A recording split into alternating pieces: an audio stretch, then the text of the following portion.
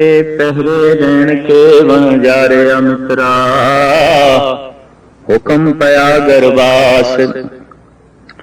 उर्ध तप अंतर करे वन जारे मित्रा, खसम से ती अरदास। खसम से ती अरदास वखाणे, उर्ध ध्यान लिव लागा। नामर जागाया कल भीतर, बहुड़ जासी नागा। जैसी कलम मुड़ी है मस्तक, तैसी जियड़े पास। कहो नानक प्राणी पहले पहरे, हुक्म पया गरबास। जीवन रूपी रात दा पहला पैर माता के गर्भ तो आरंभ होया। यही जन्म से और ये जन्म काल आनंदमयी से,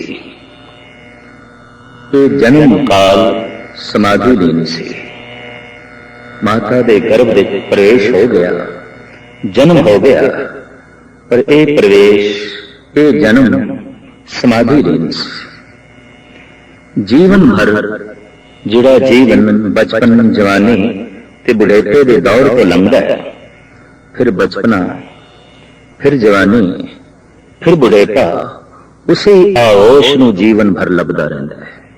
उसे ही गुफा नूं, उसे ही समाधि नूं, उसे ही आनंद नूं, उसे ही रस नूं। जन्म काल सारियां दा आनंदमई है, जीवन दुखदाई है। जन्म काल ते सारियां दा देवमई है, जीवन दैंतपना हो जाता है। जन्म काल ते सारियां दा प्रकाशमई है, पर जीवन अंधकार हो जाता है। जन्म दे ते सारे भगवान की तरह होंदे ने, पर जीवन शैतान हो जाता है। जीवन रूपी रात का पहला पैर व्यतीत होया भगवान की तरह, बिल्कुल देवमई समाधि लीन एक संत, या इंज कह लो सारी दुनिया दे संत बनने का जो ख्याल पैदा होया, भगत बनने का जो ख्याल पैदा होया, ईश्वर की प्राप्ति की जिहड़ी चाहत पैदा हुई, इसकी सब तो पहले अनुभूति माता के गर्भ विच हुई सी। सब तो पहला आनंद इसने माता के गर्भ विच माणिया सी। जीवन रूपी रात का दूसरा पैर हुण जीवन प्राप्त हो गया है। प्राप्त होंदियां की होया है, साहिब श्री गुरु नानक देव जी महाराज इसनूं इस ढंग नाल बयान करते हैं। दूजे पैरे रहन के वन जा रहा मित्रा, विसर गया ध्यान। वो जिहड़ी ध्यान की एकाग्रता सी भंग हो गई। उस जो सुरत जुड़ी हुई सी टुट गई, समाधि भंग हो गई। आम असी सुनते हैं किसी योगी दी, किसी संत दी जब समाधि भंग होवे, क्रोधित हो जाता है, उत्तेजित हो जाता है, और जेड़ा भी इसकी समाधि भंग करे, कई दफा ऐसा देखने दे चाहे उन्होंने श्राप देने ते उतरता है। बच्चे का इधर माता के गर्भ तो बाहर आना समाधि का भंग होना है। एक संत की समाधि भंग हो गई। अजे ये श्राप देने जोगा तो है नहीं, तो धाइयां मार के रोया, चीख निकली है, रोया है, रोई जा रहा है, रोई जा रहा है, हैरानगी है। ये बाहर आंदे ही रोन लग पे, इस संसार विच आंदे ही रोन लग पे, जीवन प्राप्त होया है, ये रोन लग पे है। जन्म काल विच नहीं रोया, माता के गर्भ विच नहीं रोया, यही उसका जन्म सी। ते जन्म का पीरियड ये 10 महीने तक असी मन सकते हैं, 10 महीने तक ये जन्म काल सी। फिर गालबन 9 साल तक बचपना है, बिल्कुल बचपना। फिर अगां कोई 35-40 साल तक जवानी है, युवा अवस्था है। फिर जवानी तो पैर खिसकदा है, बुढ़ेपे दे जो है कदम जो है पैंदे ने।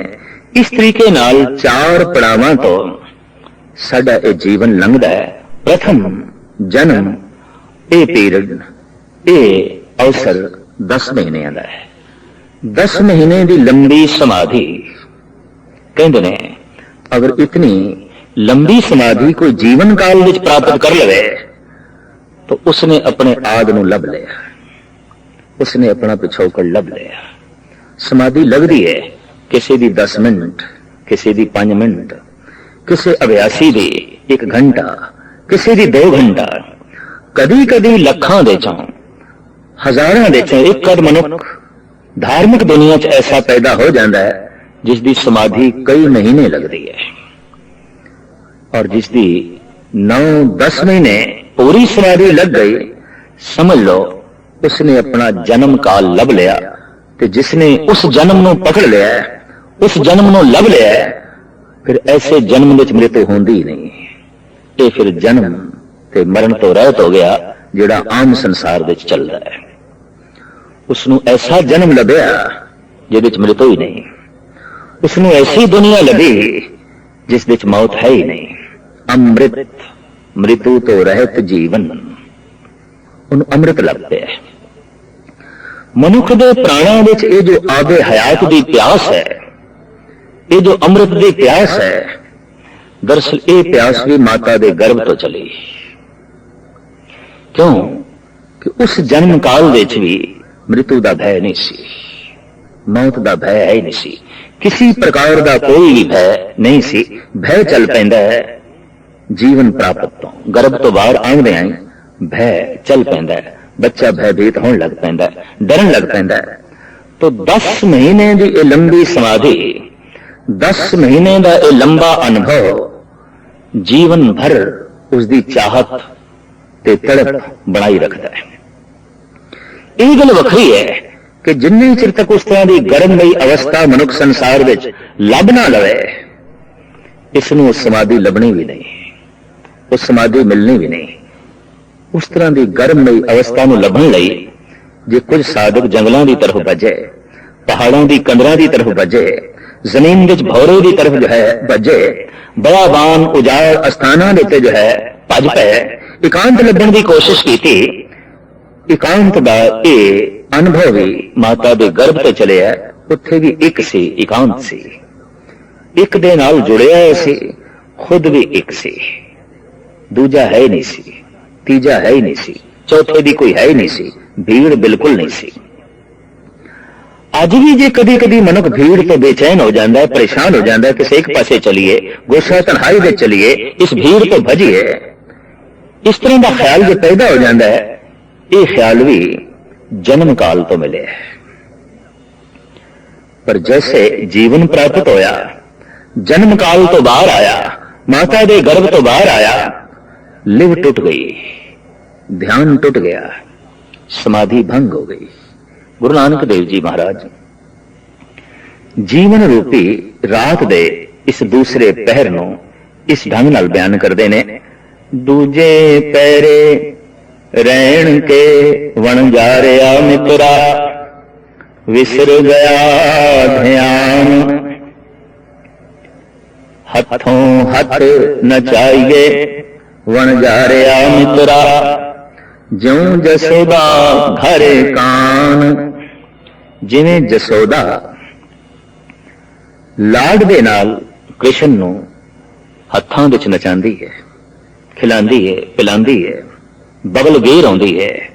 दरअसल हर बच्चा मां लई ते कृष्ण है, हर बच्चे लई मां ते जसोदा ही है। बच्चा जाए कैसा भी क्यों नहीं, वो मां लई ते राजा बेटा है। बच्चा चाहे कैसा ही क्यों नहीं, वो मां लई ते कृष्ण है, मां लई ते राम है, मां लई ते अवतार है, मां लई ते भगवान है, मां लई ते सब कुछ है, मां लई ते हुक्मरान है। बच्चा थोड़ा जिहा तोतली जबान नाल बोलना सीख जाए, जो कुछ बोलदा है मां तत्छिन पूरा कर दी है। इंज जिवें किसी हुक्मरान की गल सुन के कोई गुलाम हाथ जोड़ के खड़ा हो जाता है ते गल मनन नूं तैयार होंदा है, इस तरह ही मां मनदी है और गल मन के खुश होंदी है। हर मां लई बच्चा ते हुक्मरान है, हर मां लई बच्चा ते उसदा राजा बेटा है, हर मां लई बच्चा ते कृष्ण है। इसे ही ख्याल में गुरु नानक देव जी महाराज इस दूसरे पहरे दे बयान पे करते ने, दूजे पहरे रहन के वन जा रहा मित्रा, विसर गया ध्यान, ध्यान दे टुटदियां धाइयां मार के रोया। अजोकी साइंस भी अपने ढंग नाल खोज कर रही है कि जमदियां ही बाहर आंदियां ही जीवन दे प्राप्त होंदियां ही बच्चा रोया क्यों है, क्यों रो रहा है। भुख इसनूं अजे लगी नहीं, शरीर दे कोई रोग है नहीं, कोई दर्द ते पीड़ा भी नहीं, फिर रोण दा कारण, क्योंकि रोण दा कारण केवल दुख ही है, दुख तो बिना रोना नहीं होता। तमाम हंजू दुख की बुनियाद पे खड़े ने। जितना वड्डा दुख, जितनी वड्डी बुनियाद, उतना ही वड्डा हंजुआं दा महल खड़ा हो जाता है। जितनियां वड्डियां दुखां दियां जड़ा हंजुआं दे पत्ते उतने ही ज्यादा हो जाते हैं। हंजू ते दुख तो ही निकलते हैं। जितना वड्डा दुख उतने हंजू। एक आलम दा ते ऐसा कहना है कि मनुख दी अखां दे चों अज तक जितने हंजू वगे ने उतना जल ते शायद 7 सागरां विच भी नहीं है। मनुख इतना रोया है, इतना रोया है, इतना रोया है। रोण का कोई कारण होना चाहिए, वो है दुख। तो इस बच्चे को की दुख है, क्यों रोया है, क्यों रो रहे है। इसनों भाई गुरदास जी ने ते फिर साहिब श्री गुरु नानक देव जी महाराज ने अपने ढंग नाल खोलिया। भाई गुरदास जी कहते ने, रोवे रतन गवाए के माया मोह हनेर गुबारा, ओ रोवे दुख अपना हस हस गावे सब परवारा। एक रतन गवा गया है, एक रतन गवाच गया है, एक रतन किधरे खो गया है। बच्चे को केड़ा रतन सी, ध्यान दा रतन सी। हुण जिहड़ी जीवन यात्रा चली है, इहदे च ज्ञान ते वधेगा, ध्यान नहीं वधना। ध्यान ते टुट गया, हुण ज्ञान वधदा जाएगा। उम्र दे नाल नाल ये ज्ञानी होंदा जाएगा, ध्यानी नहीं। जन्म दे च ये ध्यानी से, जीवन दे च ये ज्ञानी है। ध्यानी निर्माणता दी मूर्ति होंदा है, ज्ञानी हंकार दा मुजस्मा होंदा है। ध्यानी प्रेम दी मूर्ति होंदा है, जबकि ज्ञानी अहंकार दा ही चित्रण करता है। ध्यानी एकाग्र होंदा है, जबकि ज्ञानी ठिंडिया होंदा है, फैलिया होंदा है, दूर दूर तक फैलिया होंदा है। शायद इस वास्ते ही उर्दू दे एक महान शायर इकबाल ने ऐसा कह देता है कि फिलसफी को बहस में खुदा मिलता नहीं, डोर को सुलझा रहा है और सिरा मिलता नहीं। उनके ज्ञान बढ़ता जा रहे हैं, तो ज्ञान करके वाद विवाद बढ़ेगा। जैसे कि भगत कबीर कहते ने, हर जस सुने न हर गुण गावे, बातन ही आसमान गिरावे। ये ज्ञानी ना हुण सुनेगा ना गावेगा, बस बातन ही आसमान गिरावे। गल्लां नाल ही इसने आसमान नूं ढाना है। और जैसे जैसे उम्र बढ़ेगी, गल्लां वधणगियां। अक्सर देखे है कि बुढ़े जितने बातूनी हो जाते हैं, उतने बच्चे नहीं। ये बातूनी होना उम्र के नाल नाल बढ़ेगा। 4 बुढ़े जिथे बैठे ने, लगातार 4-4 घंटे बोली जा रहे हैं, लेकिन बोलने का कोई अर्थ नहीं है। बस बोलने लिए ही बोलना है। बोलना ही बढ़ता जा रहा है। तो बोलना तो ज्ञान तो आवेगा, मैं ज्यादा जानदा, मैं बोलदा। पहले ये ध्यानी सी, ध्यानी खामोश हो जाता है, ज्ञानी बोलता है, बहुत बोलता है, बहुत बोलता है। ध्यानी की खामोशी भी जो संदेश ते उपदेश दे जाती है, ज्ञानी के शब्द भी उतना संदेश ते उपदेश नहीं देंदे। ध्यानी का मौन भी जो आनंद की वर्षा कर जाता है, ज्ञानी की धुआंधार तकरीर भी झोली विच कुछ नहीं पाती। जीवन ते ज्ञानी है, ज्ञानियां नाल संसार भर गया, जगत भर गया। बड़ा बोल, बड़ा बोल। चार बंदे जिथे खड़े ने, धुआंधार बोलना चल रहा है, धुआंधार गलबात चल रही है, बिना रुके ही गलबात चल रही है, पर बिना रुके ही एक लंबा मौन माता दे गर्भ दे चल रहा है। शायद बाद विच कुछ एक लोगों ने जो ख्याल आया मौन धारण करिए, ये भी ख्याल उत्थों का ही मिले हुआ है। ये संस्कार भी माता दे गर्भ तो मिले हुए। मौनी सी उत्थे, ध्यानी सी उत्थे। ये सारे संस्कार जो माता दे गर्भ विच मिले, जीवन भर ये उसकी तलाश करता रहा। मैं मौन हो जावां, मैं एकांत दे चला जावां, मैं गुफा दे चला जावां, मैं खामोश हो जावां। ये सारी अवस्था गर्भ काल विच सुते सिद्ध इसनूं प्राप्त सी। ऐसा मौन जिस विच निरोल अमृत रस्ती परमात्मा दी विचार बह रही सी। ऐसी एकाग्रता जिस विच निरोल ईश्वर ही ईश्वर सी, परमात्मा ही परमात्मा। ऐसी समाधि सी जिहदे विच कोई समस्या नहीं सी, जिंदगी दी कोई समस्या नहीं, ना खाण दी, ना पीण दी, ना जीण दी, ना श्वास लेण दी। मां श्वास ले रही है, ये श्वास ले रहे है। मां खा रही है, ये खा रहे है। मां पी रही है, ये पी रहे है। पीण लई भी यतन नहीं, खाण लई भी यतन नहीं। अक्सर बहुती चिंता तो मनुख नूं रिज़क दी हुंदी है। रिज़क भी सुते सिद्ध गर्भ काल विच बच्चे नूं मिल रहा है। जद भी कोई समाधि लीन संत हो जाता है, उन्होंने भी रिज़क प्राकृतिक रूप विच मिलता है। अगर वो समाधि 10 महीने की भी लंबी हो जाए, उन्होंने रिज़क परमात्मा देंदा है। इस तरह देंदा है जिस तरह गर्भ काल विच बच्चे नूं देंदा है। बच्चे नूं खाना नहीं पैंदा, बच्चे नूं पीना नहीं पैंदा, बच्चे नूं श्वास भी लेने नहीं पैंदे। कई दफा समाधि लीन पुरुषों के श्वास भी रुक जाते हैं, फिर भी वो जिंदा होंदे ने। और श्वास लेने की लोड़ नहीं, खाण की भी लोड़ नहीं, पीण की भी लोड़ नहीं। सब कुछ परमात्मामय हो गया, सब कुछ ईश्वरमय हो गया। तो एकांत, मौन, रस, खेड़ा, ये सब कुछ जो है प्राप्त है।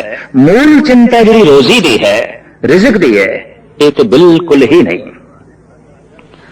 साहिब गुरु अर्जन देव जी महाराज का फरमान आप कहते ने, प्रथमे माखन पाछे दूध, मैलू कीनो साबन सूद। प्रथम माता के अस्थन में दुध बाद विच है। पहले अस्थान विच दुध नहीं है, क्योंकि कोई दुध पीने वाला ही नहीं है। प्रकृति ने नहीं दिता। अस्थन बना देते, सोने बना देते, पर खाली ने। भांडा बना देता है, पर भांडे विच अजे प्रभु ने कुछ पाया नहीं।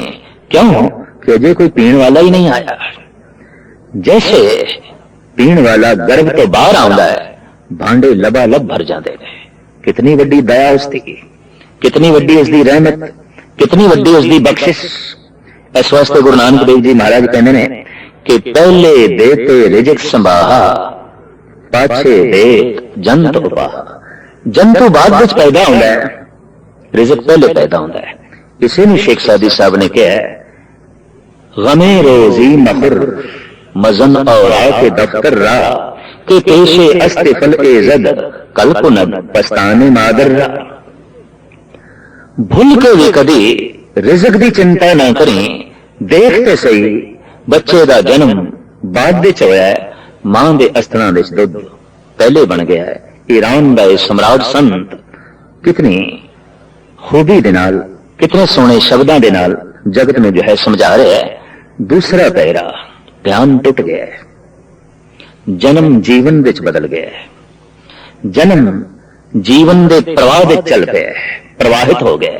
पहले ठहरिया होया सी, हुण प्रवाहित हो गया। पहले रुकिया होया सी, हुण चल पाया। पहले समाधि लीन सी, हुण समस्या लीन हो गया। हुण समस्यावां विच घिर गया है। जैसे समस्यावां विच घिरे है, रोया है, और ये समस्या उदों पैदा हो जाती है जदों ये गर्भ तो बाहर आता है। गर्भ तो बाहर आना ही समस्यावां दा जन्म होना है। इंज नहीं कहना चाहिए कि बच्चे का जन्म होया है, समस्यावां दा जन्म होया है। इंज नहीं कहना चाहिए बच्चा जमे है, कुछ दुख जमने है, विपता जमी है, कलेश जमे है। क्यों? बच्चा तो रो पे है, रोना तो दुख तो होंदा है, रोना तो कलेश तो होंदा है। तो एक रतन गवाच गया इसके कोलों, वो सी ध्यान। ते माता दे गर्भ विच बच्चा ध्यानी है, जद के बाद विच सारा जीवन भर ये ज्ञानी बनने की कोशिश करेगा, ध्यानी बनने की नहीं। जन्म विच ध्यान है, जीवन विच ज्ञान है। ज्ञानी दा मन खिंडिया होवेगा, ध्यानी दा मन जुड़िया होवेगा। ज्ञानी चलाक होवेगा, ध्यानी भोला होवेगा।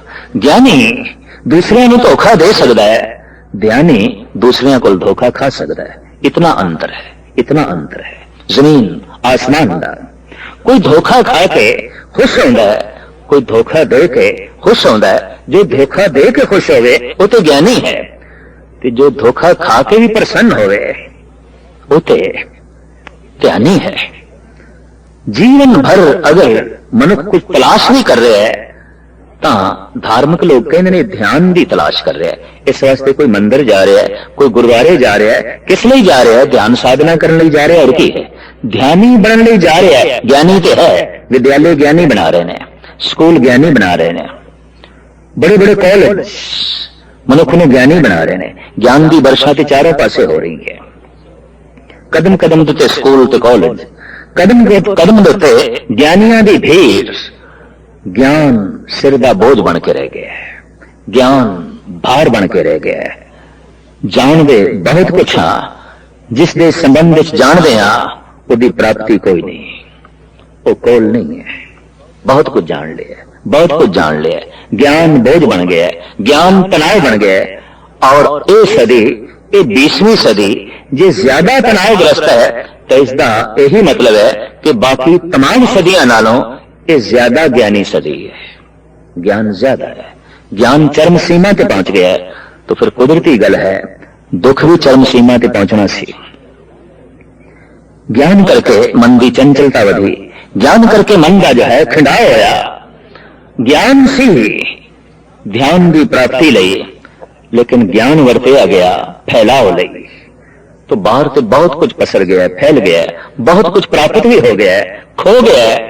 तो ध्यान खोया है, और एक दफा जब खोया है तो जीवन भर झोली विच पिया ही नहीं। इधर एक गर्भ तो बाहर आया, इधर ध्यान की डोरी टूट गई, विसर गया सब ध्यान। गुरु नानक देव जी महाराज कहते ने ध्यान ते भुल गया, ध्यान ते टूट गया।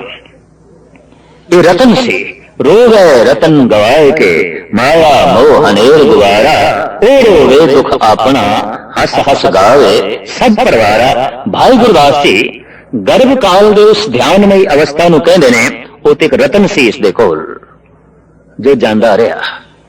इस वास्ते साहिबां दी बाणी कहंदी है, ऐसा नाम रतन निर्मोलक, पुन पदार्थ पाया, भगत उसे रतन नूं प्राप्त कर लेंदे ने। भगतां दे अंदर उसी रतन की जो है चाहत है। और जैसे उस बच्चे को ये रतन छुपे आउंदा है, गुझे रूप च आउंदा है, आम बैरूनी दुनिया नूं जो है नहीं पता आउंदा, भगत भी इस रतन नूं हमेशा छुपा के रखने की कोशिश करते ने।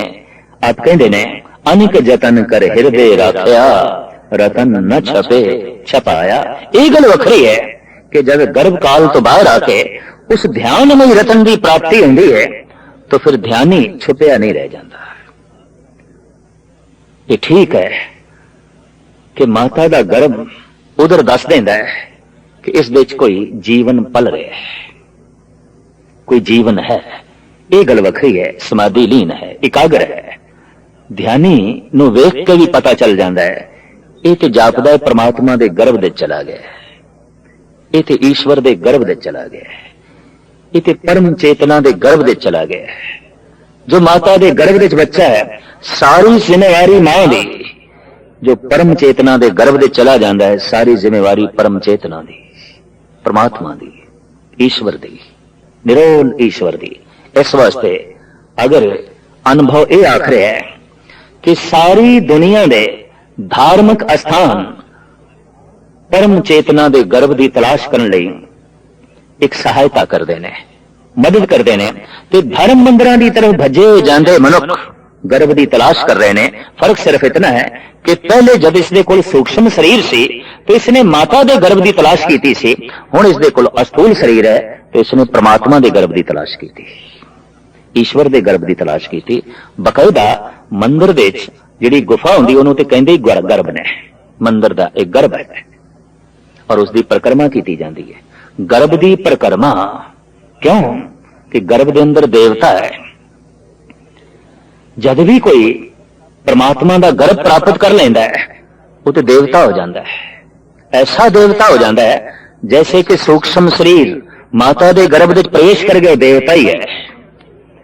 और एक ऐसी प्रथा भी साडे देश विच लंघी है कि जब कोई औरत गर्भवती हो जाती सी तो उसकी पूजा होती सी, परिवार के सारे सदस्य उसकी परिक्रमा करके पूजन करते सन। क्यों कि ये अज देवल बन गई है, कोई देवता समाधि लीन बैठा है इसके अंदर। अगर मंदिरों की पूजा है तो मैं इसलिए कि परम चेतना का एक गर्भ का साकार स्वरूप ने जिथे बैठिया बैठिया कोई समाधि लीन हो जाए तो परमात्मा के गर्भ विच बकायदा स्थित हो जाता है, टिक जाता है और हूबहू इस तरह टिक जाता है जैसे कि माता के गर्भ विच बच्चा। तो जिवें सूक्ष्म शरीर मां का गर्भ लभदा है, ये अस्थूल शरीर परमात्मा का गर्भ लभदे ने, ईश्वर का गर्भ लभदे ने और सारी जिंदगी भर उसे गर्भ की जो है तलाश होती है। गर्भ से बाहर आंदे हां ये जो बच्चा रोया है बस उस ध्यान दे टुटन करके जो है रोया है। लिव छुटकी लगी तृष्णा माया अमर वर्ताया, दूजे पैरे रहन के वन जा रहा मित्रा, विसर गया सब ध्यान हथों हथ नचाइए वन जा रहा मित्रा, ज्यों जसोदा घर कान हथों हथ नचाइए प्राणी, मात कहे सुत मेरा चेत अचेत मूड मन मेरे, अंत नहीं किछ तेरा जिन रच रचया तिसे न जाने, मन भीतर धर ध्यान जियो कहो नानक प्राणी, दूजे पैरे विसर गया ध्यान जियो। जीवन रूपी रात का दूजा पैर ये बचपना ध्यान जांदा रहा, ध्यान टुट गया। प्रथम रोया क्यों से ये भी भूल गया क्योंकि रोने होर बहुत पैदा हो गए और अनंत खिडौणियां दे रोणियां दे तरह तरह के पदार्थों के रोणियां दे ईश्वरमई वो ध्यानमई रोना दब के रह गया। जब कभी किसी की सुरत शब्द नाल जुड़ती है तो जब रो उठदा है तो ये उही रोना होंदा है जिहड़ा प्रथम ये रोया सी जब माता के गर्भ तो बाहर आया सी। ये रोना जिसने भी नसीब हो जाए समझ लो उसने परमात्मा का गर्भ नसीब कर लिया, उन्हें प्राप्त हो गया। और रह न सका बिन देखे प्रीतमा मैं नीर वहे वह चले जियो। ये अवस्था जिसनु प्राप्त हो जाए समझ लो उसने वो प्रथम रोना लभ लिया है। जिसनु प्रथम रोना लभ पिया है वो प्रथम आनंद भी लभ लेगा जिहड़ा उसनु माता के गर्भ विच प्राप्त सी। तीसरे चौथे पैर विच इस प्राणी ने, इस जीव यात्री ने किस तरीके नाल अपनी तर्ज जिंदगी व्यतीत की थी, साहिब श्री गुरु नानक देव जी महाराज अगे इंज वर्णन करते। पैरे रहन के वन जा रहा मित्रा, धन जो बंस्यों चिते, हर का नाम न चेतई वन जा रहा मित्रा, बद्धा छुटे जिते, हर का नाम न चेते प्राणी, बिकल भया संग माया, धन स्यों रत्ता जो बन मत्ता, पहला जन्म गवाया, धर्म से पीवा पार न की तो, कर्म न की तो मित, कहो नानक प्राणी तीजे पैरे, धन जो बन स्यों चिते। जिंदगी दी रात दा तीजा पैर, युवा अवस्था, जवानी, ये उम्र हड़ है। इस नूं थमना बहुत कठिन है। वासना दा हड़, कामनावां दा हड़, चिंतावां दा हड़, उमंग ते तरंगां दा हड़, और इस हड़ दे पता नहीं कितने दैवी गुण बह जाते हैं, रुड़ जाते हैं।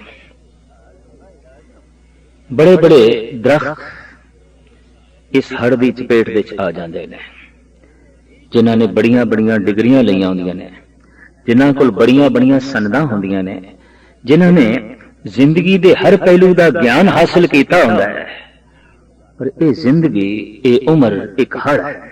ज्ञान बह जाता है, ध्यान बह जाता है, सूझ समझ बह जाती है, लोक लज्जा बह जाती है, और इस आयु दे, इस उम्र दे मनुख दे कोल ऐसे ऐसे करतब होंदे ने जो बाद दे सिवाय पश्चाताप तो किसी होर चीज नूं जन्म नहीं देंदे। उंज ते ये उम्र अनंत कामनावां दा हड़ है, लेकिन प्रबल जिहड़ी वासना है वो धन दी है ते जोबन दी है। हर वक्त धन दा चिंतन, हर वक्त जोबन दा चिंतन, जोबन दे चिंतन तो वेले होए धन दा चिंतन, धन दे चिंतन तो वेले होए जोबन दा चिंतन। जिवें घड़ी दा पेंडलूम कदी सज्जे कदी खब्बे इस तरह ही घूमदा रहिंदा है, हू बहु मन विच कदी धन दी चाहत, कदी रूप दी चाहत, और ये प्रबल चाहत कई दफा चोर बनन ते मजबूर कर दी है धन दी। रूप दी प्रबल चाहत कई दफा दुराचारी बना देती है। साहिब श्री गुरु नानक देव जी महाराज का फरमान, ये उम्र ऐसी है कि चिंतन अठे पैर धन ते जोबन दा चलदा है।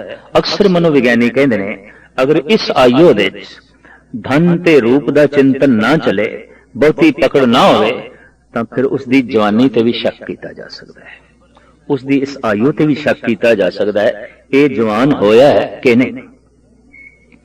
हर कितना भी होवे, पर दरिया दे बनेरियां दी मर्यादा विच चले तां ओह हानिकारक नहीं हुंदा, पर बनेरे ही टुट जान फिर हानिकारक हुंदा है, फिर तबाहियां ते बर्बादियां नूं जन्म देंदा है। जवानी दा हड़ देखण विच आया है, कई दफा कानून दा बनेरा भी तोड़ देंदा है, और कई दफा धर्म ते समाज दा बनेरा भी तोड़ देंदा है, और आप मुहांदरे वो भटकदा है, जिस नाल स्वयं तबाह होंदा है ते बाकियां नूं तबाही दे कगार दे जो है ले जांदा है। साहिब श्री गुरु नानक देव जी महाराज दा फरमान, ये उम्र धन ते जोबन दे चिंतन करन दी उम्र है। गुरु ग्रंथ साहिब जी महाराज दा ये फैसला है कि पर धन पर दारा पर हरि, तांके निकट बसे नर हरि। इस उम्र की जिहड़ी साधना है धर्म दी, वो महज मनुख दी कामनावां नूं सीमित करती है, इस उम्र की कामनावां नूं, और चाहिए जैसे एक बच्चा भजन करे, नाम जपे, तो उसका जिहड़ा अचेतपना है सुचेतपने विच बदल जाता है। उत्थे जवान दी जड़ियां ये असीम कामनावां ने सीमा विच हो जांदियां ने, सीमित दायरे दे जो है वगदियां ने। इस वास्ते धर्म की हर आयु दे लोड़ है, चाहे वह बचपन है, चाहे जवानी है, ते चाहे वृद्धावस्था है। जीव की यह जिहड़ी यात्रा जन्म काल तो आरंभ हुई, माता दे गर्भ तो आरंभ हुई, फिर बचपन के दौर दे चों लंघी, खिडौणियां दी खेड दे च मां दी ममता दे ते पहुंची इस तीसरे पड़ाव ते। इत्थे धन दी बड़ी प्रबल चाह, रूप दी बड़ी प्रबल चाह। किसी वक्त साडे देश दे एक महान दार्शनिक उर्दू दे शायर ने, डॉक्टर मोहम्मद इकबाल ने बड़ी कीमती तनज कही सी, हिंद के शायर सूरत गर व अफसाना नवीस, है बेचारे के आज़ा पर औरत सवार। जवान है, शायर है, जवान है, चित्रकार है, जवान है, संग तराश है, ये मूर्ति बनाएगा किसी सुंदर औरत की, ये चित्र बनाएगा किसी सुंदर स्त्री का, और एक कवि है तो इसकी कविता भी किसी रूप की परिक्रमा करेगी। अक्सर ऐसा असी देखते हैं। इस हालत विच बड़े बड़े शायर, बड़े बड़े दार्शनिक परेशान हो जाते हैं। एक कारण कि हर ते आया होया ये वासना का बहाव बेचैन करके रख देंदा है, दुखद करके रख देंदा है। इकबाल स्वयं भी कहते हैं, कहां ले जाऊं दिल दोनों जहां में, इसकी मुश्किल है वहां हूरों की महफिल है, यहां परियों का मजमा है।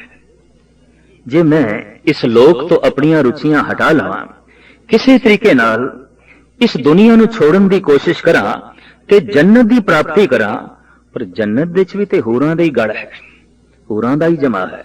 फिर यही परेशानी।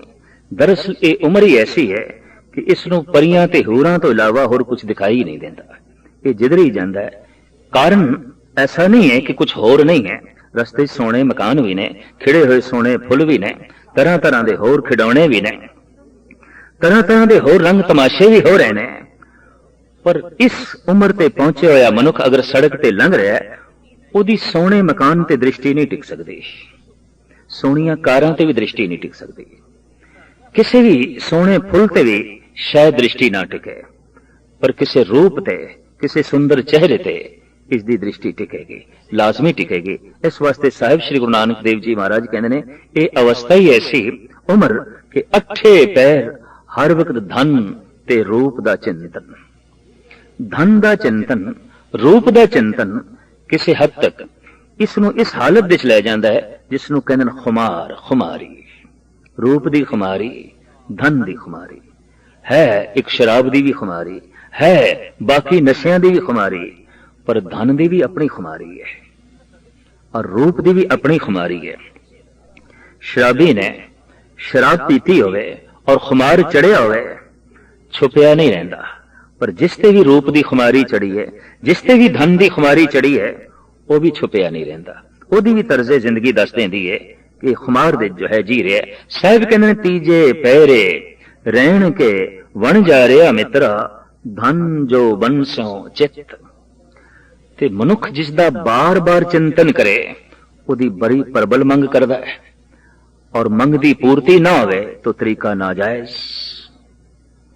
धन दी वासना ने सारी दुनिया दे चोरी नूं जन्म दिता है, और रूप दी वासना ने सारी दुनिया दे यारी नूं जन्म दिता है। और इंज कह लो, अगर सारे संसार दियां दो मूल वड्डियां समस्यावां ने तो यही ने, चोरी ते यारी। चोरी खड़ी है धन ते, यारी खड़ी है रूप ते। अपने अपने ढंग नाल कुछ रहबरी पुरुषां ने इलाज भी लभे, जैसे इस्लाम ने इलाज लभया ए रूप ते कपड़ा पा दो, बुरका पा दो, दिखाई ना देवे।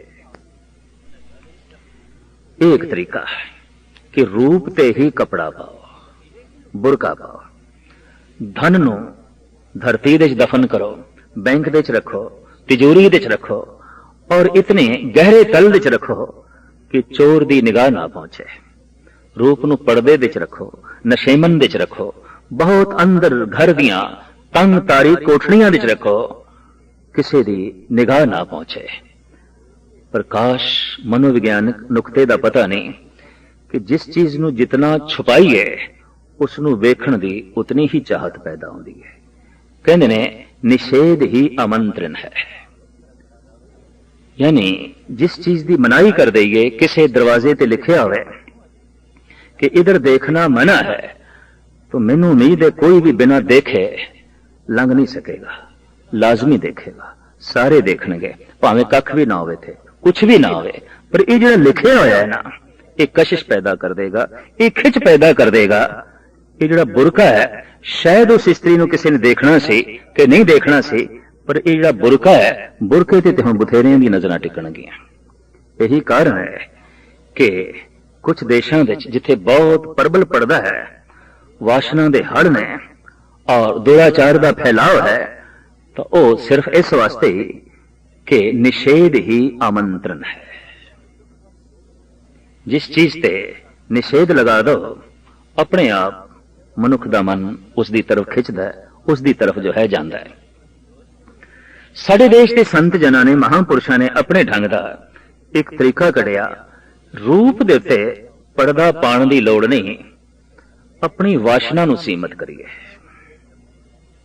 अपनी कामना नूं सीमित करिए, उन्होंने समाज के दायरे च रखिए, उन्होंने धर्म के दायरे च रखिए। इस तरीके नाल रूप की हिफाजत होगी और मनुख की अपनी भी हिफाजत होगी। ये तरीका बड़ा सार्थक, बड़ा महान। पर अक्सर जवानी एक ऐसी है कि कई दफा देखने दे चाया है, इस समाज के बनेरिया भी तोड़ देंदी है और ये धर्म के बनेरिया भी जो है तोड़ देंदी है। यही कारण है कि धर्म मंदिरां दे ज़ईफ बंदे बैठे हुए दिखाई देंदे ने, बुढ़े बंदे दिखाई देंदे ने। अगर जवान माला पकड़ लवे, राम दा जाप करे, वाहिगुरु वाहिगुरु दा जाप करे, तो कई दफा लोग सोचन लग पैंदे ने मुंडा शायद किधर मूर्ख ते नहीं, ये अंदर संसार की कशिश नहीं पैदा हुई, खिच नहीं पैदा हुई। ऐसी जो है परिभाषा जगत दे जो है बनी हुई है संत दी, धर्म दी। जबकि हकीकत यह है कि धार्मिक बंदा, संत बंदा, रब दे मार्ग ते चलने वाला जितना सियाणा है इतना होर कोई भी सियाणा नहीं। से सुंदर सोहणे साध संग जिन बहने। साहब कहते ने तीजे पैरे रहन के वन जा रहा मित्रा, धन जो वन स्यों चित, हर का नाम न चेतई वन जा रहा मित्ता, बद्धा छुटे जित। हर का नाम न चेते प्राणी, बिकल भया संग माया। बिकल पागल होया पिया, व्याकुल होया पिया, बेचैन होया पिया। ये उम्र अत्यंत बेचैनी दी है। जद कभी कोई नौजवान मैनू कहंदा है कि मेरा ते खून खोलन लग पैंदा है, तो मैं उन्होंने कहना एक आम गल है, होना ही चाहिए। अगर खून ना खोले तो शायद शक किया जा सकता है तू जवान भी होया कि नहीं। जवानी दे ते खून खोलदा है, लाजमी खोलदा है। और या इंज कह लो खून दे खोलन का ना ही जवानी है। कितना भी खून खोले, कितना भी खून उबले, पर फिर भी अगर दायरे च रवे, सीमा दे च रवे, तो उबलदा होया खून भी बहुत कुछ कर सकता है। बड़ा सुंदर एक ख्याल है इकबाल का, वो कहते ने एक फूल गरजा है तो गुलिस्तान बन जाए, एक बूंद गरजा है तो तूफान बन जाए, एक खून के कतरे में वो तासीर है, एक कौम की तवारीख का अनुमान बन जाए। इतनी खून विच बरकत है, इतनी खून विच जो है गल है। यही कारण है कि दुनिया विच जितनियां भी वड्डियां वड्डियां क्रांतियां होईयां ने या होणगियां, वो जवानां दे मोढियां ते ही होंदियां ने। जवानां दे कंधियां ते ही क्रांतियां असवार होके गमन करदियां ने और आउंदियां ने। लेकिन अक्सर जवानां दी रहबरी कोई बुढ़ा ना कर रहा होवे तो ये क्रांतियां किसी हद तक तबाह भी हो जांदियां ने, बर्बाद भी हो जांदियां ने। कहंदे ने खून चाहिदा जवान दा और दिमाग चाहिदा बुढ़े दा। इसनूं अगर इस तरह जोड़ दिता जाए तो जीवन सफल हो जाता है, महान हो जाता है। साहब कहते ने यह उम्र अत्यंत बेचैनी और कामना ते वासनावां विच ग्रसी हुई उम्र है। इस वास्ते धन की वासना, जोबन की वासना प्रभु का चिंतन नहीं करन देंदी। धन स्यों रत्ता जोबन मत्ता, पहला जन्म गवाया, धर्म से तीवा पार न कीतो, कर्म न कीतो मिथे, कहो नानक प्राणी तीजे पैरे, धन जो बन स्यों चित। जिंदगी दे रात दा तीजा पैर धन ते जोबन दी निंद्रा विच व्यतीत होया। अक्सर देखने विच आया कि चोर ते डकैत रात दे तीजे पैर ही अपने काम विच सफल होंदे ने। क्यों कि निंद्रा बड़ी गूढ़ी ते शरीर दा तापमान भी उस वक्त गिर जाता है। जोर दी सन भी घर लग रही होवे पता नहीं चलता। चोर एक एक चीज लग रहे हो पर निंद्रा बड़ी गूढ़ी, शरीर का तापमान गिर गया है। तो जिंदगी दी रात दा जिहड़ा तीजा पहर है ते जवानी, इहदे च मनुख दी चेतना जितनी घुप निंद्रा दे सुत्ती पई होंदी है, मुश्किल है ये जागे। बड़ी प्रबल वासना धन ते जोबन दी। मजाल है ईश्वर दा ख्याल आवे, सच दा ख्याल आवे, धर्म दा ख्याल आवे। और यही कारण है कि औगणा दे चोर सब कुछ लुट के ले जाते हैं। जवान दे कोल सबर, धीरज, हौसला, ज्ञान, प्रेम, उद्यमशील ये सब कुछ वेखने बड़े औखे ने, क्योंकि लुटे जाते हैं। बहुत गहरी निंद्रा है, बहुत गहरी निंद्रा दे सुता पिया। धर्म की है? नींद तो जागना। सिमर सिमर गुर सतगुर अपना, सोया मन जागाई। तो जिंदगी दी रात दा ये तीजा पैर सुत्या ही लंघ गया, बड़ी गहरी नींद च लंघ गया। जीवन दी रात दा चौथा पैर। साहिब श्री गुरु नानक देव जी महाराज इसनों अपने ढंग नाल इस तरह बयान करते ने, चौथे पैरे रहन के वन जा रहा मित्रा, लावी आया खेत, खेत पक गया, फसल पक गई। अक्सर रात दे चौथे पैर दे पो फुटदी है और रात दी तारीखी थोड़ी मध्यम पैंदी है, पो फुटदी है। केसां दा चिट्टा होना इस गल दा सबूत है, ऐ बंदे पो फुटी है। जिंदगी दी रात दा ये चौथा पैर आरंभ होया है ते चौथे पैर तो बाद रात दा अंत हो जाता है, सुबह हो जाती है। यही कारण है कि मनुख नूं इस चौथे पैर नालों नफरत है कि चौथा पैर नहीं चाहिए, बुढ़ेपा नहीं चाहिए, वृद्धावस्था नहीं चाहिए। इधर प्रकृति इसदे केस, इसदे वाल चिट्टे कर दिए, इधरों ये बाजारों खिजाब खरीद के लिया काला करता है। गालिब कहते ने, है लिज्जत अभी बाकी गुनाह की, इस उम्र में जो शेख ने दाढ़ी सिया की। इस उम्र दे चिट्टी दाढ़ी नूं काला करना, जबकि रब चिट्टा करदा पिया, तू इसनूं काला करदा पिया, ये दरअसल तेरे काले कर्मां दी ही निशानी है, और कुछ नहीं। कहंदे ने हिंदी दे प्रसिद्ध कवि कैसो दत्त बिंद्रावन तो मथुरा जा रहे सन। पुरानी गल, खूह दे कोलों लंघे, गर्मी दे दिन सन, सुते सिद्ध एक बीबी नूं तरस आ गया। उन्हें आवाज मारी, बाबा जी प्यास लगी होवे ते पानी पींदे जाओ, गर्मी बड़ी है, धुप दे जा रहे हो। कैसो रोन लगता है, जारो जार, जिस तरह बिलक बिलक के बच्चा रोंदा है, इस तरह रोन लगता है। सारियां बीबियां जो खूह ते पानी भर रही सन कोल आईयां, कहन लगियां, बाबा जी असी कोई अवज्ञा की, साथों कोई भुल होई। जब सारियां ने बाबा आख्या तो पहले नालों भी जोर जोर थे भोबा मार के कैसो रोन लग पे। अदकी बीबियां नूं समझ आई, वाकई कोई गुस्ताखी हो रही है, कोई भुल हो रही है। और वो भुल की है? कैसो पंडित सन, दार्शनिक सन, कवि सन, उन्होंने अपने बोलों उस अवस्था नूं इंज अंकित किया है, कैसो केसन अस्करी, जैसे अरियर ना कराए, सुंदर बदन मृगलोचने, बाबा कहत बुलाए। तुसी ते मेरे नाल इंज कीता है, कोई दुश्मन भी नहीं कर सकता। केसो केसन अस्करी, जैसे अरियर ना कराए। इन्ना चिट्टे केसां ने ते ऐ बीबियो तुसी थोड़े बोला ने ऐसा कीता है, कोई दुश्मन भी नहीं कर सकता।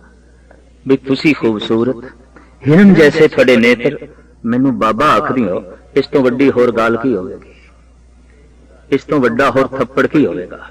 इतना वड्डा दार्शनिक, इतना वड्डा संत, वो भी अपने आप दे नाल बाबा लकब जुड़े होया वेख के परेशान उठिया, तड़प उठिया। बाबा ये ते जिंदगी दी रात दा चौथा पैर पौ फुट गई, ते पौ फुट गई ते रात दा अंत हो जाना है। मौत दा सूरज चढ़ेगा, जिंदगी दा अंत, खात्मा। यही कारण है कि बुढ़ेपे दा जिहड़ा डर है वो दरअसल किसी हद तक मौत दा ही डर है। बचपना जन्म दे नेड़े है, वृद्धावस्था मरण दे नेड़े है। इस वास्ते बुढ़ा अक्सर पिछे मुड़न की कोशिश करता है। बुढ़ा बार बार बचपन नूं याद करता है, जवानी नूं याद करता है। 10-20 किधरे भी बुढ़े बैठे होणगे, बुढ़ेपे दीयां गल्लां नहीं चलदियां, उत्थे जवानी दीयां गल्लां चलदियां ने, बचपन दीयां गल्लां चलदियां ने। बार बार बचपना याद आउंदा है, बार बार जवानी याद आउंदी है, और अपने उस बुढ़ेपे नूं जवानी दी यादां ते कुर्बान कर रहे होंदे ने, बचपन दीयां यादां ते कुर्बान कर रहे होंदे ने। जबकि वृद्ध अवस्था इस वास्ते है कि रब दी याद ते कुर्बान कीती जाए। परमात्मा की याद से कुर्बान की जाए, पर बदकिस्मती जवानी की यादां की भेंट कर दी जाती है, बचपन की यादां की भेंट कर दी जाती है। साहब कहते चौथे पैरें रहन के वण जा रहा मित्रा, लावी आया खेत फसल पक गई, जां जम पकड़ चलाया वण जा रहा मित्रा, किसे न मिलया भेत, पेट चेत हर किसे न मिलियो, जां जम पकड़ चलाया, झूठा रुदन भया दुआले, खिन में भया पराया। जम आए प्रभु की सूक्ष्म क्रिया कि शरीर विचों प्राणा नूं कढना है, कढो, खेत पक गया, फसल पक गई, हुण कटनी है, तो घर विच रोना पिटना। और अक्सर मनुख जब संसार ते आउंदा है, गर्भ काल तो बाहर रोंदा होया आउंदा है, अक्सर जब जांदा है रोंदा होया जांदा है। कहंदे जीवन उसका सफल जो रोंदा होया आया ते हसदा होया गया, बस यही निशानी है, ये प्रमाण है। अगर कोई हसदा होया मर नहीं सकिया तो मुश्किल है उदी यात्रा नूं सफल मनीए। हद हो गई, तू गर्भ काल तो बाहर आया रोंदा होया, ते अज संसार दे गर्भ तो विदा हो रहे हैं रोंदा होया, सिवाय रोण तो और तेरे कोल कुछ भी नहीं। सफल है मनुख जो हसदा होया जा सके जगत तो, समझ लेना उसदे कोल कुछ है। झूठा रुदन भया दुआले, खिन में भया पराया, पता किसी नूं नहीं चलिया वो किथे गया, पेट चेत हर किसे न मिले, जां जम पकड़ चलाया, झूठा रुदन भया दुआले, खिन में भया पराया, साई वस्त प्राप्त होई, अगे इसनूं ओही कुछ मिलिया जिसकी जीवन भर कामना करता रहा, जीवन भर वासना करता रहा। अज भी साडे बने हुए जिन्हां चीज़ां दे संजोग ने, अगर किसी हद तक धर्म की दृष्टि च इन्हां दी परख करिए, ये 90% वो ने जिहड़े असीं पूर्व दे च मंगे ने, पिछले जन्मां दे च मंगे ने। साड़ियां कामनावां ही बार बार दे जन्म दे फलीभूत होंदियां ने, क्योंकि कामना असीं रोज करदे हां, रोज रोज कामनावां दा अंबार वधदा जा रहा है, रोज रोज जीवन घटदा जा रहा है, जीवन की झोली छोटी होंदी जा रही है, कामना दे बूटे वधदे जा रहे हैं। ते जद उन्हां बूटियां नूं फल लगेगा तो उन्हां फलां लई वड्डी झोली चाहिदी है, तो झोली ते छोटी हो गई, बुढ़ा हो गया, दिन ते थोड़े रह गए। बचपन तो लेके हुण तक कामनावां अधीन होके जिहड़े कर्म कीते उन्हां दा फल कौन भोगेगा, वो ते यही भोगेगा। तो गुरु नानक देव जी महाराज कहंदे ने, कर्मी आवे कपड़ा नदरी मोख दुआ। ये जो कीते हुए कर्म ने फिर कपड़ा मिलेगा, फिर चोली मिलेगी, फिर जन्म मिलेगा, ताकि इन्हां कर्मां दा फल ये भोग सके। जीवन भर जिहड़े परबल कर्म जिन्हां दे नाल परबल कामना सी, अंतिम समय वो चेते आउंदे ने, और अंतिम समय जो कुछ चेते आ रहा है अगला जन्म उसे ढंग नाल होंदा है।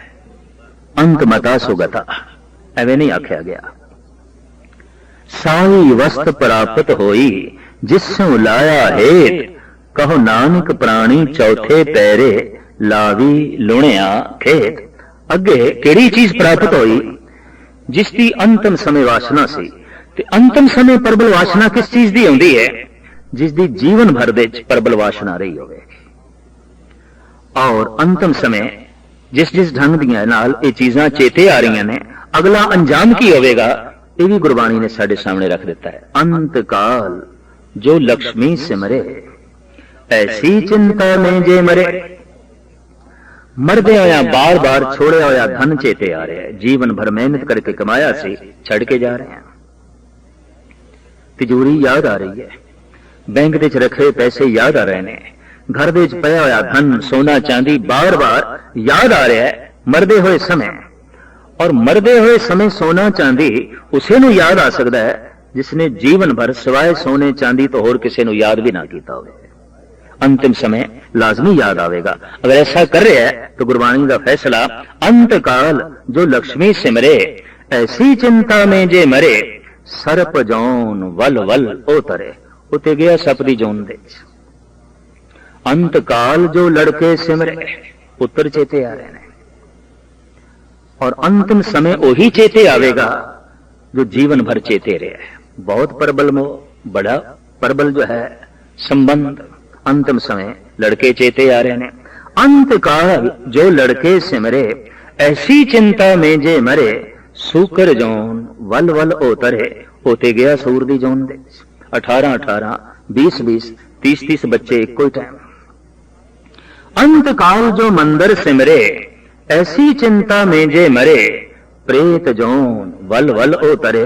बहुत सोहना मकान बनाया सी और बार बार उसनू देखदा सी ते दिखांदा सी। अंतिम समय उसे दी कामना कोई सामने आ गया तो सतगुर दी बाणी कहंदी ते गया प्रेत दी जौन दे। पर अंत काल नारायण सिमरे, अंतिम समय रसना ते राम आ जाए, अंतिम समय रसना ते वाहिगुरु आ जाए। देखे ने ऐसे पुरुष, अंतिम समय रसना ते वाहिगुरु आ जाता है। वाहिगुरु वाहिगुरु। और सिर्फ रसना ते नहीं, अंदर भावना भी उसे दी होंदी है, अंदर चाहत भी उसे दी होंदी है। अगर ऐसा रसना ते उस परमात्मा का नाम आ जाए तो अंत काल नारायण सिमरे, ऐसी चिंता में जे मरे, बदत लोचन ते नर मुक्ता, पितंबर वांके हृदय बसे। बस मुक्त होने का यही सर्टिफिकेट है, यही प्रमाण पत्र है। अगर अंतिम समय नारायण चेते आ गया तो इस गल का सबूत है कि यह जीवन भर नारायण नूं चेते करता रहे, वरना अंतिम समय आ नहीं सकता सी। लेकिन इसका खुद ते मरदे हुए प्राणी नूं पता चल सकता है, दूजे तीजे नूं नहीं कि अंतगता इसका की होया। लेकिन मरदा होया उसनूं सब कुछ दिखाई दे जाता है। अगर उसनूं नारायण चेते आ गया, उसनूं परमात्मा चेते आ गया, तो श्री त्रिलोचन जी कहते ने मुक्त हो गया, ये जन्म मरण तो रहत हो गया। ये तो इस तरह नारायण विच लीन होया जैसे सूरज किरण मिले, जल का जल हुआ राम, ज्योति ज्योत रली, संपूर्ण थी आराम। जीवन यात्रा संपूर्ण हो गई, ज्योत दे ज्योत लीन हो गई। अगर नहीं लीन हुई फिर जन्म, फिर बचपना, फिर जवानी, फिर बुढ़ेपा, फिर मौत, और यात्रा बड़ी लंबी हो जाती है। जम जम मरे, मरे फिर जम्मे, बहुत सजाए पया देश लम्मे। इसे नूं चक्कर कहंदे ने, जन्म मरण दा चक्कर, संसार दा चक्कर। और अनंत काल तो मनुख इस चक्कर विच पिया है। इस चक्कर तो निकलण दा इक्को एक वसीला है, प्रभु दा नाम। और जो इस चक्कर विचों निकल गया, जन्म मरण विचों निकल गया, हुण जर्रा नहीं रहा, वो ते सूरज हो गया। वो कतरा नहीं रहा, वो ते सागर हो गया।